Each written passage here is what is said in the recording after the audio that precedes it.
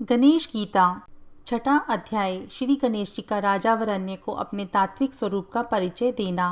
श्री गणेश जी बोले, हे राजन, इस प्रकार मुझ में मन लगाकर मेरा वह तत्व जानो जिसके जानने से मुझे सर्वगत और यथार्थ जानकर मुक्त हो जाओगे।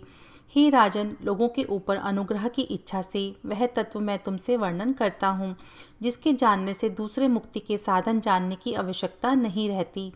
प्रथम तो मेरी प्रकृति को जानना चाहिए, उससे ज्ञान प्राप्त होता है। इसके उपरांत मेरा ज्ञान होने से प्राणियों को विज्ञान संपत्ति की प्राप्ति होती है। पृथ्वी, अग्नि, आकाश, अहंकार, जल, चित्त, बुद्धि, वायु, रवि, चंद्र, यजमान, यह 11 प्रकार की मेरी प्रकृति है।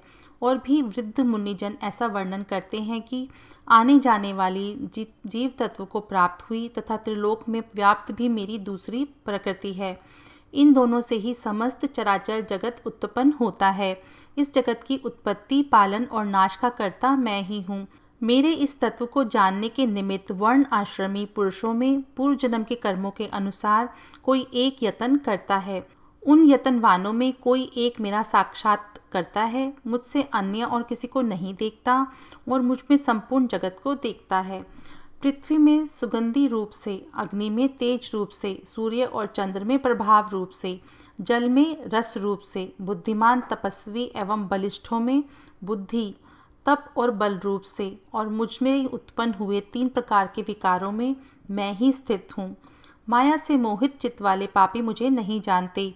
3 प्रकार के विकार, सत, रज और तम वाली मेरी प्रकृति त्रिलोकी को मोहित करती है। जो मेरे तत्व को जानता है वह संपूर्ण मोह का त्याग करता है और अनेक जन्मों में मुझे जानकर प्राणी मुक्त हो जाता है।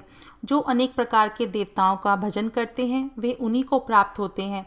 संपूर्ण मनुष्य जैसे जैसे मति करके मेरा भजन करते हैं उसी प्रकार से मैं उनके भाव को पूर्ण करता हूँ। मैं सबको जानता हूँ किंतु मुझे कोई पूरी तरह से नहीं जानता। मुझे अव्यक्त के व्यक्त स्वरूप को काम से मोहित दृष्टि वाले नहीं जानते। अज्ञानी और पापी पुरुषों के लिए मैं प्रकट नहीं होता हूँ। जो अंत समय में श्रद्धा युक्त होकर मेरा स्मरण करते हुए अपना शरीर त्यागता है, हे राजन, वह मेरी कृपा से मुक्त हो जाता है। भक्ति पूर्वक जिस जिस देवता को स्मरण करता हुआ प्राणी अपने कलेवर का त्याग करता है, हे राजन, उनकी भक्ति करने से उन्हीं के लोक को प्राप्त होता है। इस कारण हे राजन, रात दिन मेरे अनेक रूप स्मरण करने योग्य हैं। उन सब में मैं ही उसी प्रकार प्राप्त होता हूँ जैसे नदियों का जल सागर में ही जाता है। ब्रह्म, विष्णु, शिव, इंद्र आदि लोगों को प्राप्त होकर वह फिर संसार में जन्म लेता है, किंतु जो असंगित होकर मुझको प्राप्त होता है उसका फिर जन्म नहीं होता।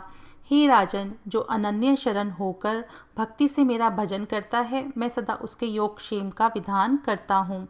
हे राजन, मनुष्यों के कृष्ण और शुक्ल पक्ष के भेद से अनेक गतियाँ हैं। एक से प्राणी संसार में आता है और दूसरे से परब्रह्म को प्राप्त होता है। इति श्री गणेश गीतायां षष्ठो अध्याय संपूर्णम।